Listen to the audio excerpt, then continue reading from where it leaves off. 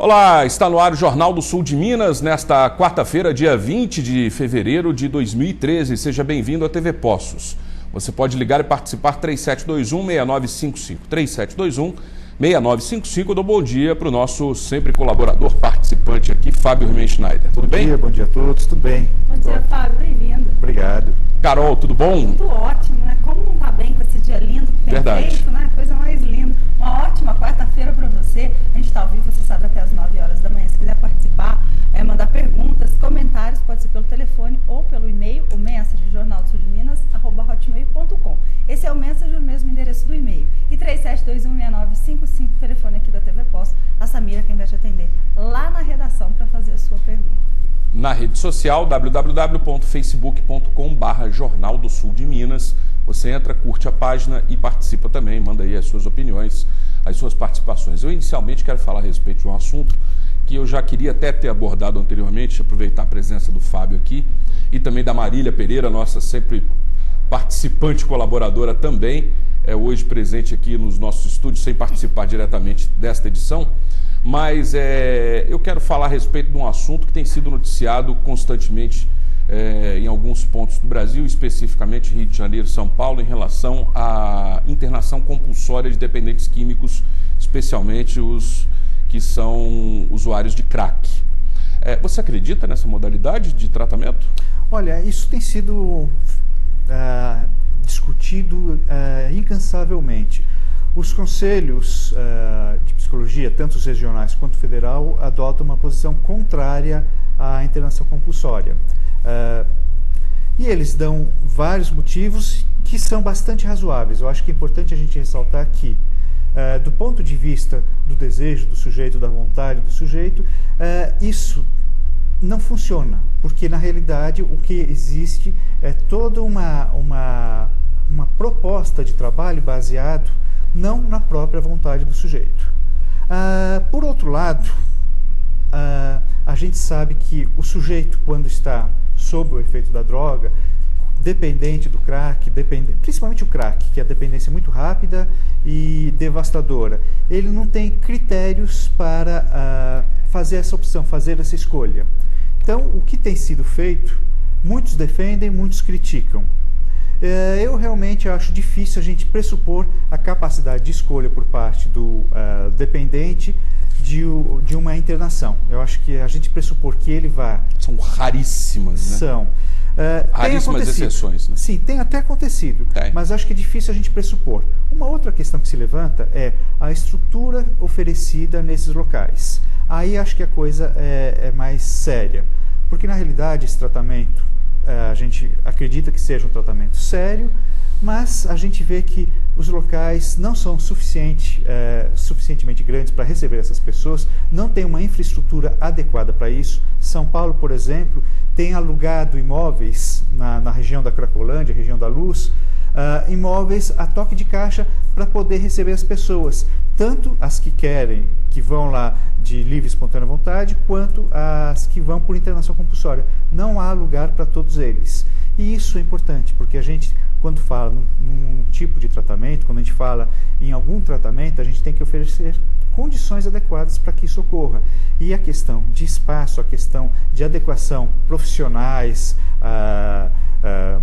alocados nesse lugar, um lugar adequado, vários tipos de profissionais, a gente está falando de médicos, psicólogos, assistentes sociais, e os locais são difíceis, a gente não tem uma estrutura. Isso falando em uma cidade como São Paulo, que tem grande capacidade de pagar as coisas. Em municípios menores, isso se torna um problema ainda maior. Então, as controvérsias são muito grandes. Eu acho que, do ponto de vista do paciente, a gente tem que ter uma definição mais cuidadosa, se o paciente pode ou não procurar espontaneamente esse tratamento. São raros, como você disse, esses casos, que ótimo que eles ocorram, mas a gente tem que levar em conta que, de outra forma, os pacientes não procuram. E a questão do espaço, essa é muito séria. Acho que essa estrutura a gente tem que oferecer para poder oferecer um tratamento adequado. Fábio, eu vejo alguns pontos aí que você falou, para a gente dar uma continuidade nesse debate, aproveitar essa oportunidade. Daqui a pouco nós teremos a presença do Dr. Aum também, falando a respeito de especialidades como tratamentos, até mesmo internações e recuperações de problemas cardíacos, vasculares e tudo mais referentes ao Hospital do Coração. Mas enquanto nós ainda não temos a presença dele, eu quero aproveitar então, você falou na região da Luz em São Paulo, né? É uma coisa simbólica também, porque está todo mundo ali, me parece que buscando luz para a vida, mesmo sem saber o que é, o que pode ser uma luz realmente, uma definição, um norte, um horizonte. E também eu vejo que nós continuamos tentando resolver o efeito e a causa ainda nos escapa. Sim. Como sempre é tradicional nas nossas políticas públicas, né? A gente tem percebido ultimamente que o poder público se organiza cada vez mais. Desculpa interrompê-lo. Só para completar, que me ocorreu uma outra coisa que eu também queria falar e acabei não falando. Continuamos vendo somente o efeito, a causa continua desapercebida e ainda tem um anúncio, só para fazer um elo e ver o que você pode nos falar a respeito disso, um anúncio a respeito do aumento do Bolsa Família, da abrangência do Bolsa Família, a intenção de tirar aí uma grande quantidade de pessoas da linha da miséria, sendo que nós nos aproximamos das eleições e vemos a intensificação desse clientelismo barato que existe no Brasil. Aí é controvérsia também, vamos pensar bem. Vamos lá. A questão da Bolsa Família, ela sempre foi alvo de críticos. Você não acha que tem relação? Acho que sim, mas vamos separar as coisas interessantes de uma forma mais objetiva para a gente perceber isso. Houve críticas, existem críticas em relação à Bolsa Família, em relação à capacidade que a gente dá ao nosso povo de trabalho, ou seja, é mais fácil oferecer uma bolsa do que oferecer condições de trabalho. Com certeza, é isso que eu quero falar. Sim, mas o que a gente percebe ao longo dos anos também, isso a gente tem que admitir, é que através desse programa Bolsa Família, houve pela primeira vez uma capacidade de distribuição de renda. Não é adequada, mas a gente percebe principalmente em lugares que não têm capacidade de formar emprego, de pedir mão de obra, que a partir da Bolsa Família começou a se implantar um tipo de trabalho, uma possibilidade do sujeito obter renda no seu próprio local de moradia. Isso é importante, a gente percebe principalmente longe das capitais isso. Então, no interior, no Nordeste, a gente percebe que algum tipo de aumento, de distribuição de renda tem ocorrido. Isso tem feito bem ao país, a gente percebe que isso aconteceu. Então, acho que a gente tem que relativizar também as críticas. Eu concordo que a gente não deve pensar nisso como uma forma de manter uma população. A população tem que trabalhar, tem que ter emprego. Mas a gente tem que levar em conta também que a distribuição de renda favoreceu isso. Bom, é tão antiga aquela frase que fala ensinar a pescar e não dar o peixe? Sim.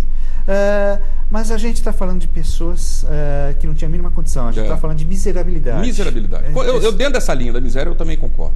Eu acho que isso tem dado resultados.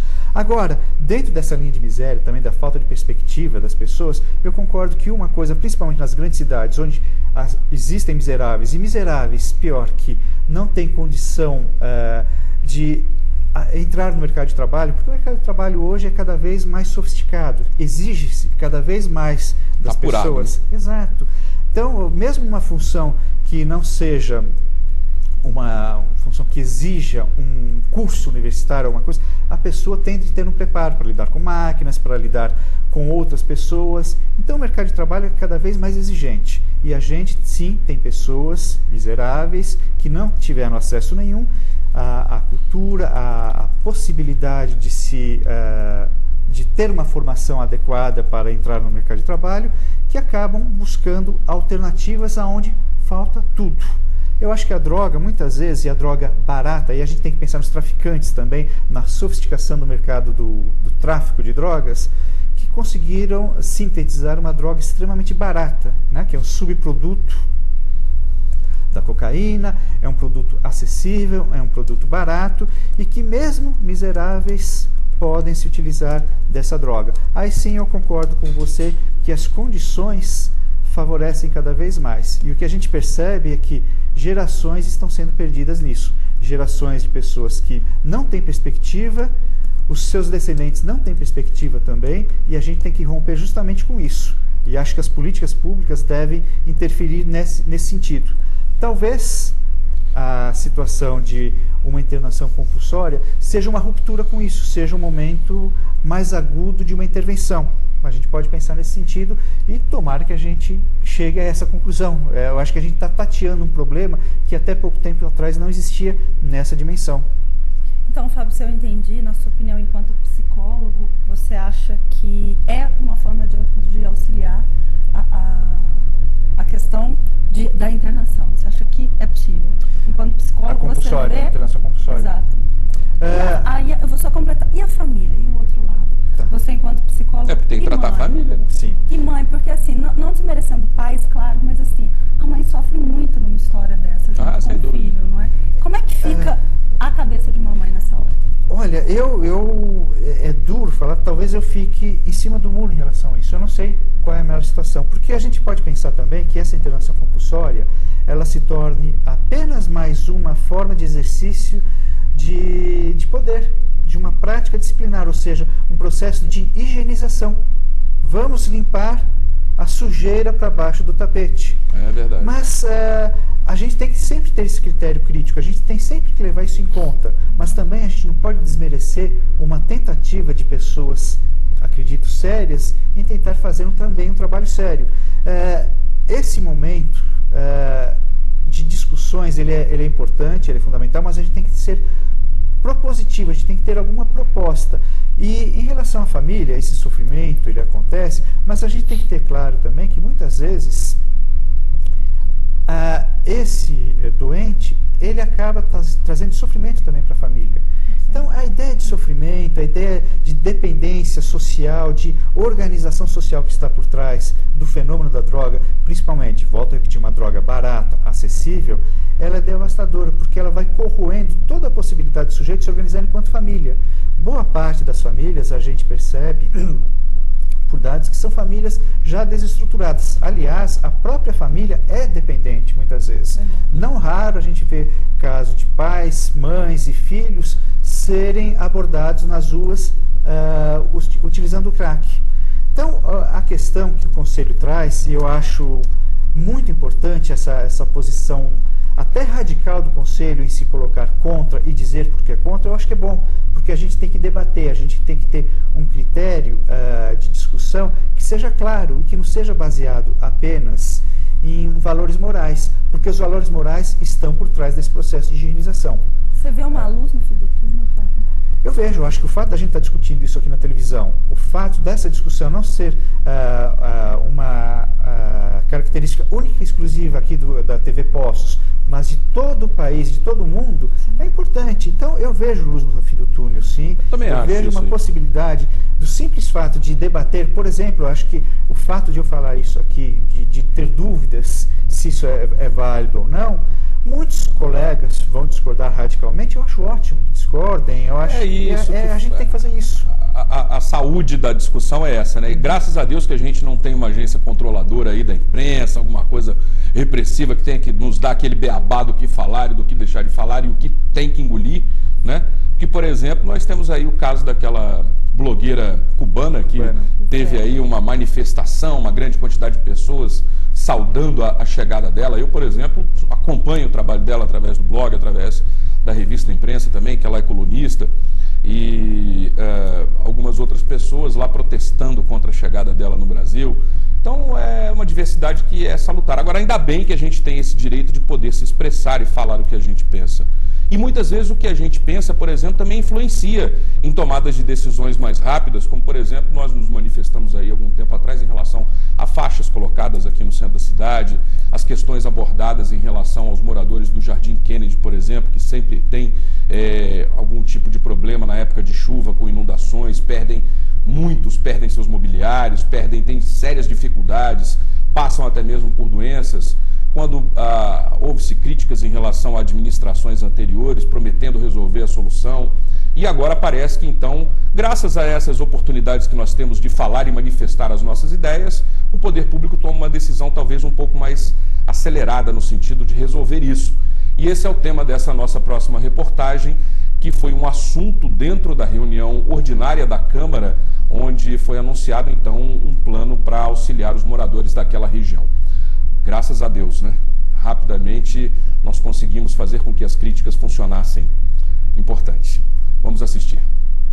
Um assunto que movimentou a reunião da Câmara foi a mensagem enviada pelo prefeito, que prevê a retirada das famílias que moram na área de risco de enchente no Jardim Kennedy 2. O projeto do prefeito prevê o pagamento de auxílio aluguel no valor de R$ 500 para cada família durante um ano, até que os moradores sejam colocados em um local seguro. Essas pessoas que as casas foram atingidas pela enchente serão beneficiadas durante 12 meses pelo auxílio moradia, onde elas vão poder buscar uma casa de acordo com as necessidades dela, onde a prefeitura vai auxiliar com o pagamento do aluguel. A parte legal estando dentro da lei, né, estando tudo legal, nós vamos então analisar o impacto dessa medida, se ela é realmente produtiva, se tem condições de favorecer a população que sofre a cada ano com as enchentes ali no Jardim Kennedy. Mas tudo com muita calma, com muita cautela. Em segunda discussão, foi votada a autorização de uso de um etilômetro doado pela Prefeitura através do Demutran para a Polícia Militar. Agora a nossa Polícia Militar já está equipada com etilômetro para que possa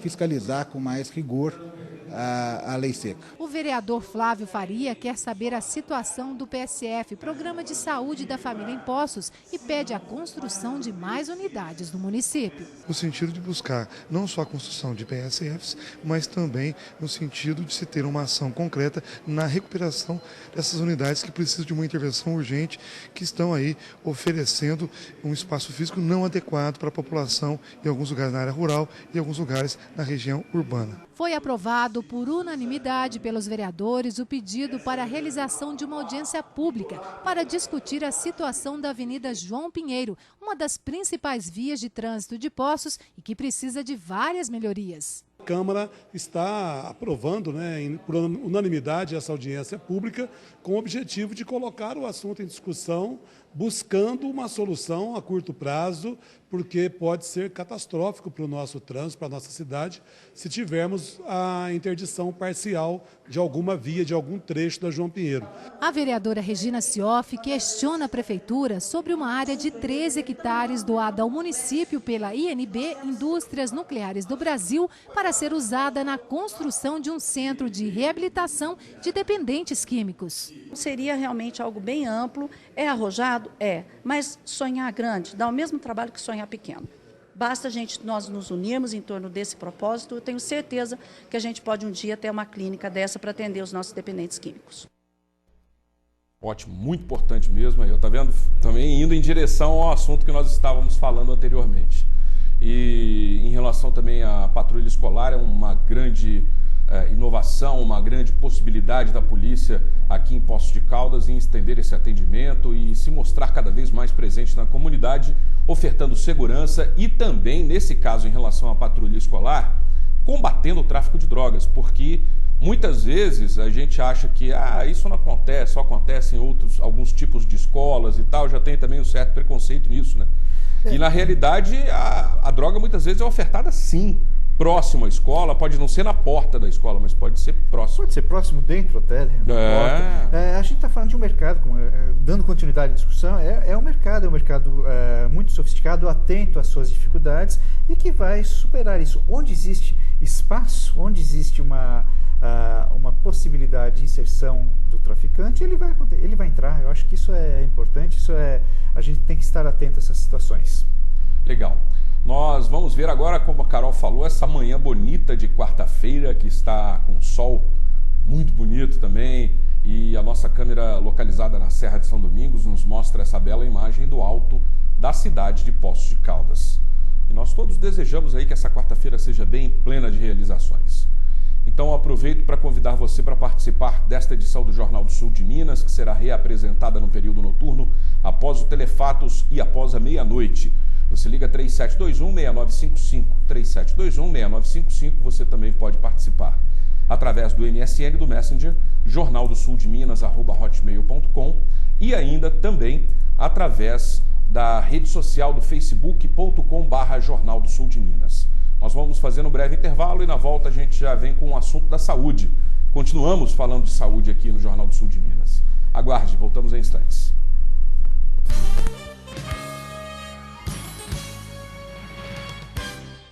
Você rasteja pela internet ou realmente navega por ela? Desbrave o mundo das redes sociais, e-mails e trabalhos escolares com mais velocidade e qualidade de sinal. Aqui você fica preso pela satisfação e não por um longo contrato. Faça um teste e comprove. Pare de rastejar pela internet. Venha para a AutoCenter e tenha banda larga de 1 mega por apenas R$ 39,90 por mês. AutoCenter, a internet com planos ideais para você e sua empresa. Escuta essa! Pizza Catarino por R$ 23,90. A preferida da cidade, agora em promoção. Escolha entre mussarela e marguerita, por apenas R$ 23,90. Demais pizzas, R$ 29,80. Ligue 3722-4488 e peça a sua. Pizza Catarino. O reconhecimento do nosso trabalho aqui no Let's Go é o que nos traz motivação, refletindo no aprendizado dos alunos e no seu desenvolvimento. Parabéns, Let's Go, pelos seus 15 anos. I would like to congratulate Let's Go Training Center in our 15th anniversary. And I would also like to say that I'm very proud to be part of such a great team. Parabéns ao Let's Go, que está há 15 anos no mercado simplificando o aprendizado da língua inglesa. Ética, profissionalismo e seriedade. É por isso que o Let's Go está comemorando seu 15º ano no mercado. Parabéns, Let's Go. I'm proud to be part of it. Happy anniversary, Let's Go!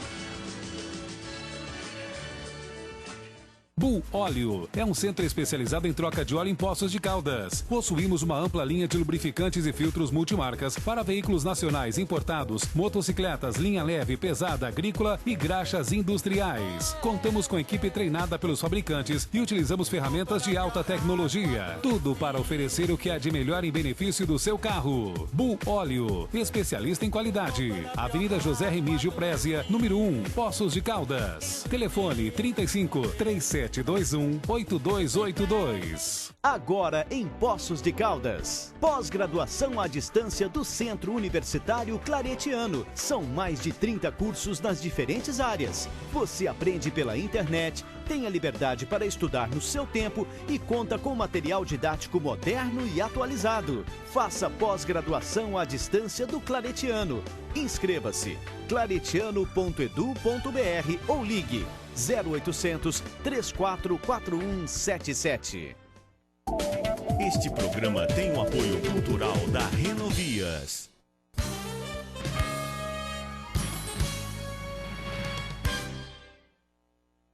Estamos de volta com o Jornal do Sul de Minas, agora dando bom dia para o doutor Assad Al Neto, presente aqui com a gente nesta edição do Jornal do Sul de Minas. Vamos continuar falando sobre saúde. Tudo bom, doutorão? Bom dia. Tudo bom, Fábio. Muito bom estar aqui com vocês, Carol. Bem-vindo, doutorão. Bom dia. E aos telespectadores, muito bom dia.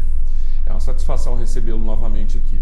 Bom, primeiramente vamos falar então a respeito da especialidade, que é o atendimento ao coração. A pessoa hoje em dia em Poços de Caldas tem a possibilidade, aliás, não só em Poços de Caldas, em toda a região, mas quem mora em Poços de Caldas, pela proximidade física do hospital, tem boas chances de sair vivo de um problema no coração, de um infarto, de alguma situação assim, né, doutor? É muito bom estar aqui, Fábio, porque eu vou corrigir a sua fala dizendo que não é só coração, não. Ah, não, é claro, foi o primeiro, né? É o primeiro. Nós temos agora, isso foi inaugurado há uns 8 meses e agora já está estendido para o SUS, o atendimento do AVC agudo. Você sabia disso? Derrame. Famoso derrame cerebral. Isso é tão importante porque o coração agudo e o derrame agudo, se não forem tratados em menos de 3 horas, as sequelas são terríveis. O coração vai queimando, você já sabe disso, nós já falamos até aqui no seu programa. Sim. E as células que sobram muitas vezes não são suficientes para abastecer a energia do corpo. No cérebro, muito pior. E antigamente não existia tratamento do jeito que se faz hoje do acidente vascular cerebral, do famoso derrame. Não tinha. Meu pai morreu disso, inclusive. De derrame? É.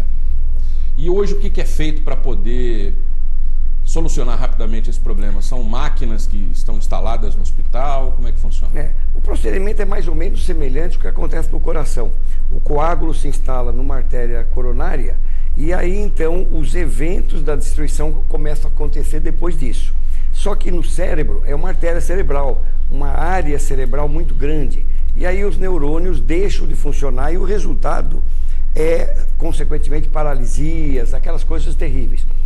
Os pacientes, eles precisam ter noção, aqui em Poços de Caldas, e eu acho que vai acontecer bastante esse ano também, uma divulgação ampla, de que o paciente com dor no peito, suspeito de infarto, o paciente com alguma paralisia rápida deve promover uma locomoção rápida a algum meio que faça um diagnóstico rápido e em seguida ao hospital para que seja feita essa desobstrução. Ela é feita de várias maneiras, uma delas, a mais padrão ouro, né? É a desobstrução colocando um tubinho no coração ou no cérebro para desobstruir aquela artéria lesada.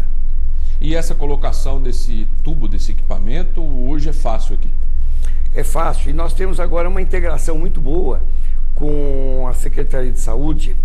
Nós tivemos uma reunião com a doutora Aparecida e está sendo realizada uma integração que eu chamo de maravilhosa, porque ela vai atingir uma cidade de Poços de Caldas que tem 160 mil pessoas, acho que é isso, né? 160 mil, e é uma cidade plana e tem condições o paciente de chegar no hospital menos de 3 horas do evento. Por exemplo, São Paulo tem vários hospitais que executam isso, mas dada a quantidade de pacientes que existem lá, os hospitais são insuficientes. Mesma coisa o Rio de Janeiro. Então, Poços de Caldas é privilegiada porque uma cidade pequena, plana, de fácil chegada ao hospital e com a participação do órgão público, que é a prefeitura agora, através de um plano de integração muito bem feita com o SAMU. Isso é importante, né? Essa integração com o SAMU, ela salva vidas, né? Você sabe que Em quanto tempo uma pessoa liga para o SAMU, é atendida e chega no hospital? Nós tivemos um recorde brasileiro aqui em Poços de Caldas. Entre o momento da ligação do telefone ao SAMU, nós tivemos 18 minutos. Puxa vida. E o paciente foi desobstruído com 42 minutos. Quer dizer, do evento agudo, em 42 minutos, ele foi desobstruído. Eu acredito que isso foi constado no Congresso Brasileiro de Cardiologia. Salva vidas, né? Salva vidas, tem que chegar lá, né? Tá bom, doutor. Aí a gente pergunta, como identificar que uma pessoa está tendo um problema, um ataque do coração, um derrame no cérebro?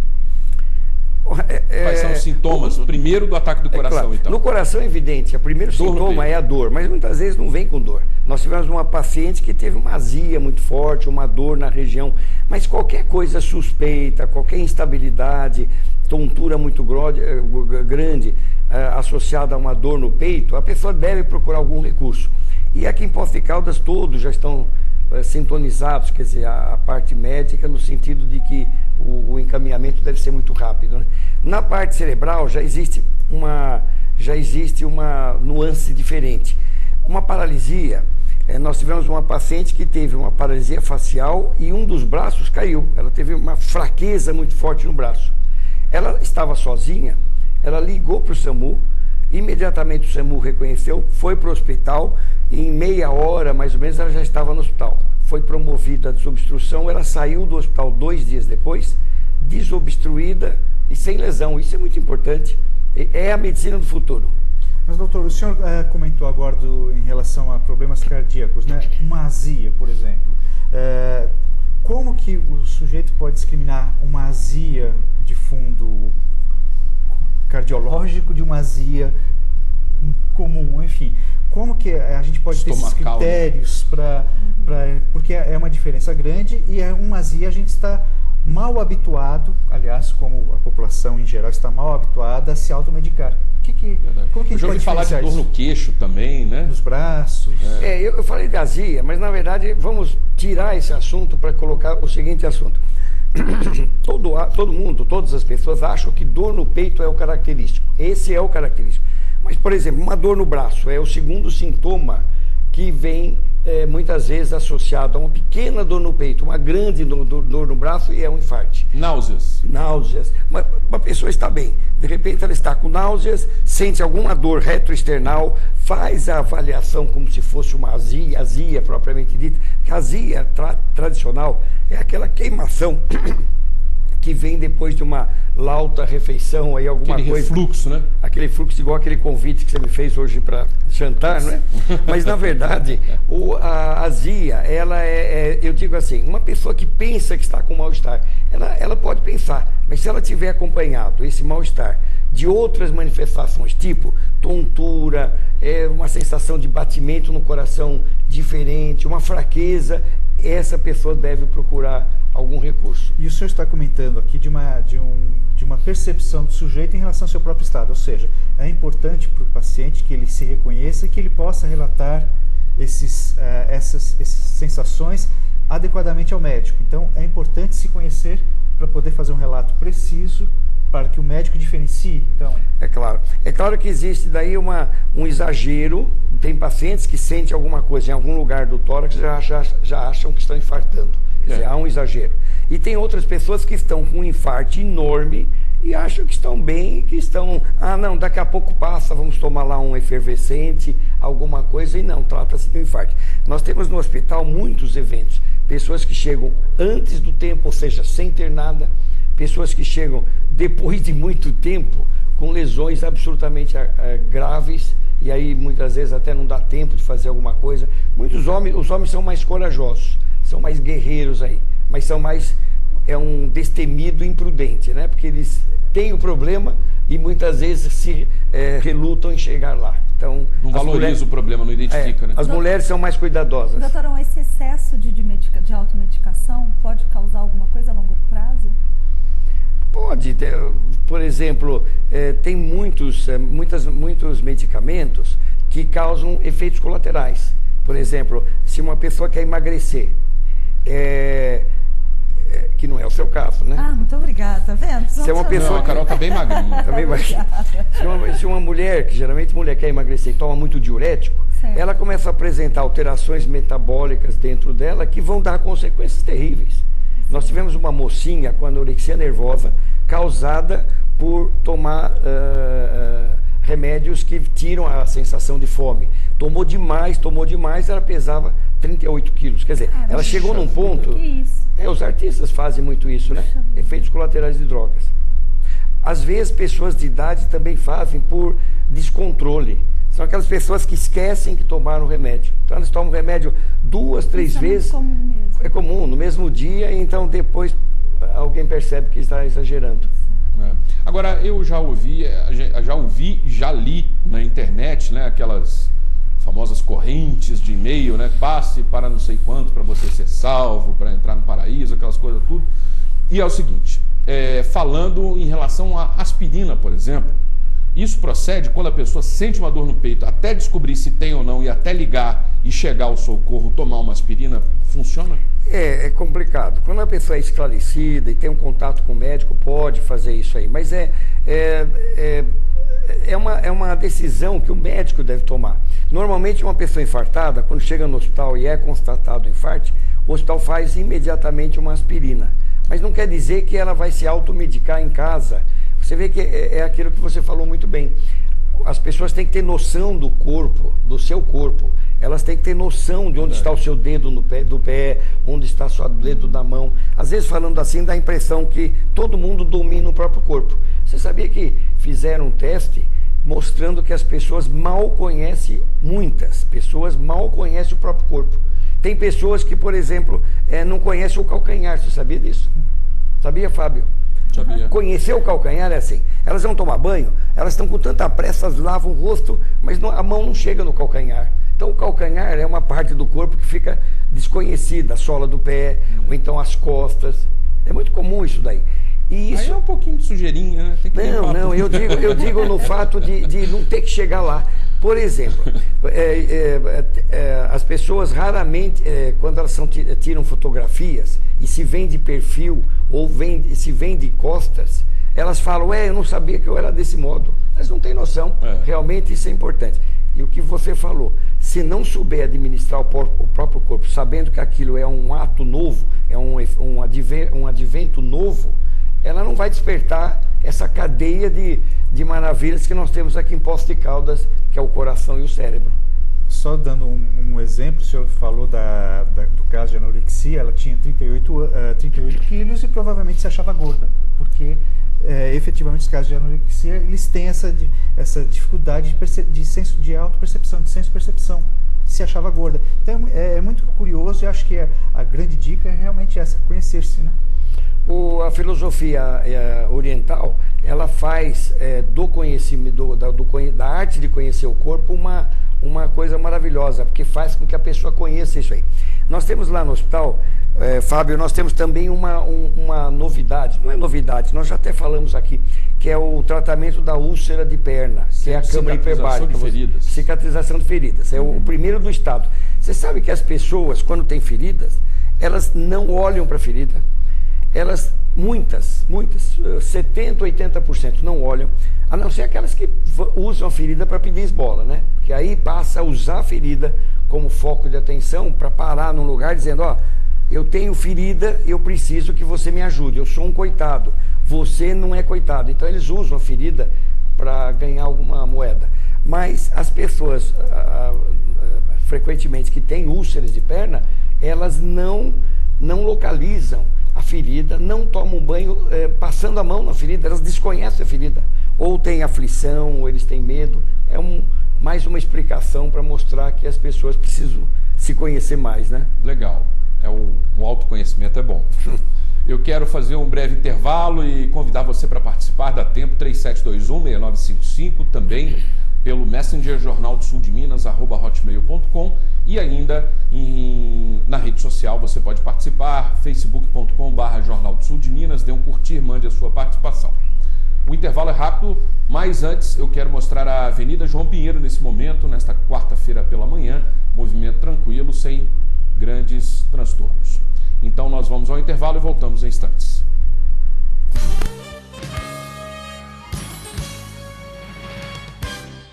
Há 80 anos, a Funbotac cuida do bem-estar da população carente de Poços e região, oferecendo atendimento gratuito nas áreas de pediatria, odontologia, neurologia e pré-natal. Na creche, mais de 160 crianças têm acesso à educação, 5 refeições, brincadeiras, atividades físicas. Tudo isso só é possível graças à sua doação. Faça parte dessa história você também. A Funbotac é a minha vida.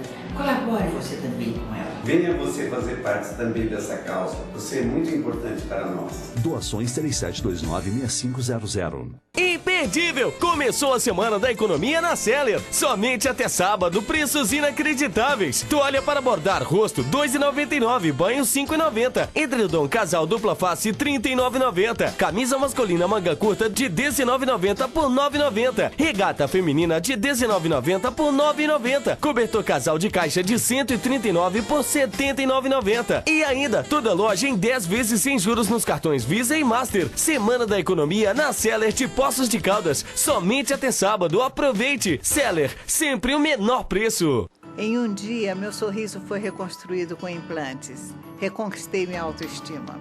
Agora, posso comer e sorrir com segurança. E o melhor, meu tratamento foi realizado sem corte, sem ponto e sem dor.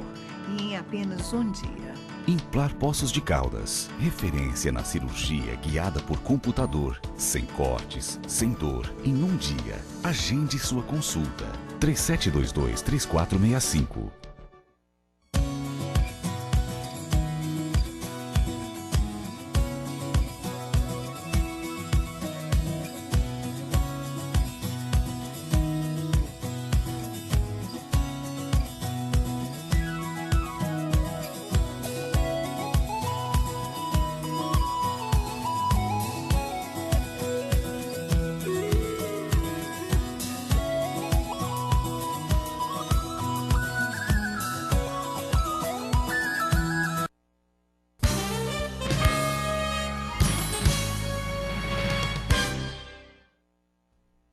Estamos de volta com o Jornal do Sul de Minas, neste terceiro bloco, 3721-6955, Jornal do Sul de Minas, @hotmail.com, e também no facebook.com/Jornal do Sul de Minas. Nós estamos conversando hoje com o Dr. Aum, do Hospital Santa Lúcia, Hospital do Coração aqui em Poços de Caldas, falando a respeito de salvação de problemas cardiológicos e cerebrais também, principalmente em relação aos problemas de infarto e derrame, né?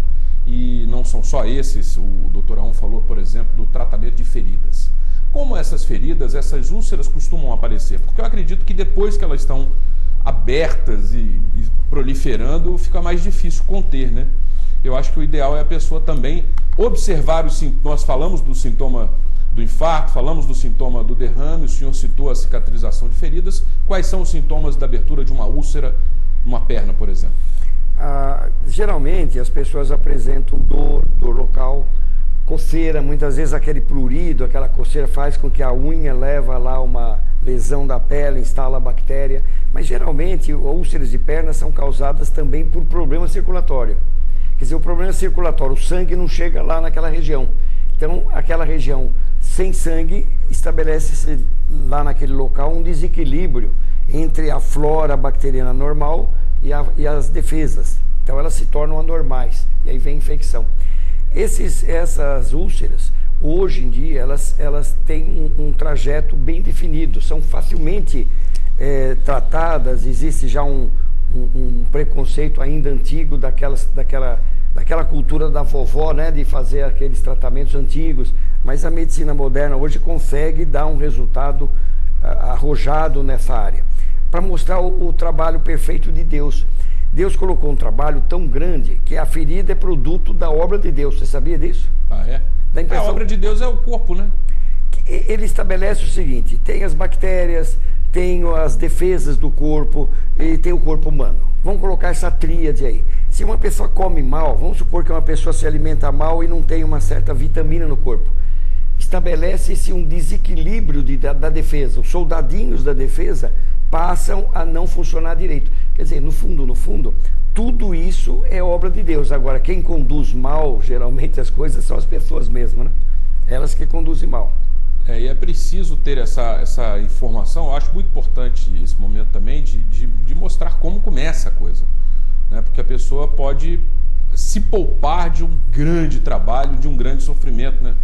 Uma coisa dolorida depois, né, do tratamento desse tipo de acontecimento. As pessoas têm normalmente uma característica de procrastinação, quer dizer, procrastina tudo, quer dizer, procrastinar é um termo usado para dizer, vamos fazer amanhã, deixa para amanhã, né? Quer dizer, deixar para amanhã é uma coisa que no corpo humano muitas vezes não pega bem, mas isso acontece não é só com quem desconhece a medicina, conhece com médicos também, com pacientes da área médica. Há poucos dias eu atendi um médico da região que tinha um problema que ele poderia ter evitado se tivesse nos procurado uns 4, 5 dias antes. Quer dizer, então ele procrastinou, ele demorou para resolver o problema.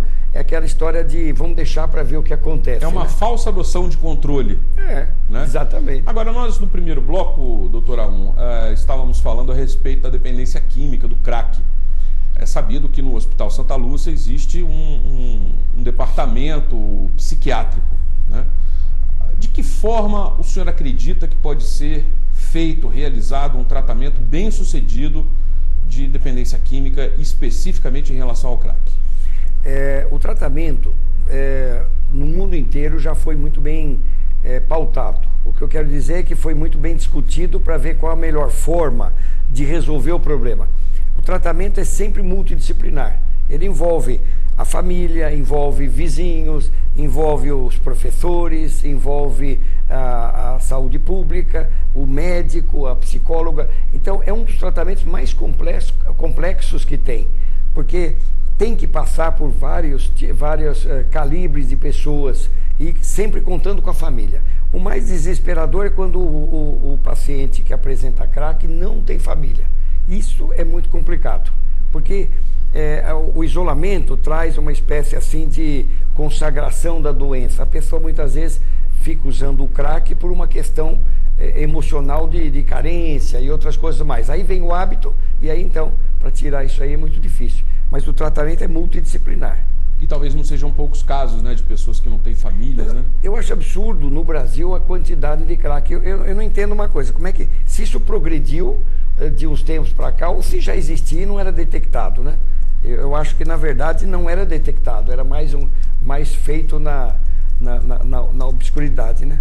A questão daí envolve também toda a questão da segurança pública, educação, a base, né? É que nem a gente estava falando no início, né? Hoje continuamos trabalhando no efeito e ainda não na causa, né?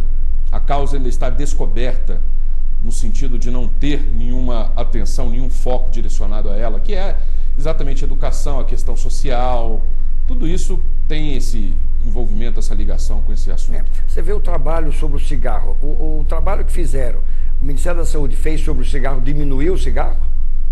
Diminuiu. Dizer, não, diminuiu, mas você vê que muita gente fuma. Sim. O crack é mesmo... Ainda não erradicou. Então essa cadeia de soluções é muito complexa, mas já está começando a existir de uma maneira mais intensiva. Doutora Um, eu desejo uma boa continuidade no seu trabalho e vamos voltar mais vezes aí falar a respeito dessas importantes ações realizadas no Hospital Santa Lúcia no sentido de salvar vidas, né? Legal, obrigado pela sua participação. Muito obrigado por estar aqui, eu agradeço a vocês e aos telespectadores. Obrigado também pela sua participação, Fábio. Hoje consumimos o seu conhecimento aqui. Pegamos aí o comecinho do jornal, né? Isso aí. E tá na internet, né, Fábio? Quem quiser depois você vê, inclusive também nas reprises aqui do jornal às 20h15 à meia-noite para você rever. E tem as manchetes de hoje. Vamos ler então. Olha, no Mantiqueira traz que deputado confirma 32,8 milhões para o aeroporto de Poços de Caldas. A empresa contratada fará uma análise em todas as instalações do aeroporto. Uma boa notícia. Aqui no Jornal da Cidade, na rodovia Poços Andradas, após dar carona, mulher é assaltada e agredida. Essa também é a manchete do Folha Popular. Mulher fica 10 horas como refém de assaltantes. Traz o requerimento sobre a desapropriação no Kennedy 2, que é apresentado, você acompanha a matéria com a gente. E o Jornal de Poços traz a manchete do aeroporto também, a respeito de 32 milhões que serão investidos no nosso aeroporto local. Aqui são as principais que hoje circulam em Poços. Uma ótima quarta para você. A gente se vê amanhã. Até lá. Que bom que esse dinheiro vem chegando para poder resolver essa questão nossa do aeroporto e nos trazer mais desenvolvimento e ampliar nossas possibilidades aqui no município de Poços de Caldas e toda a região.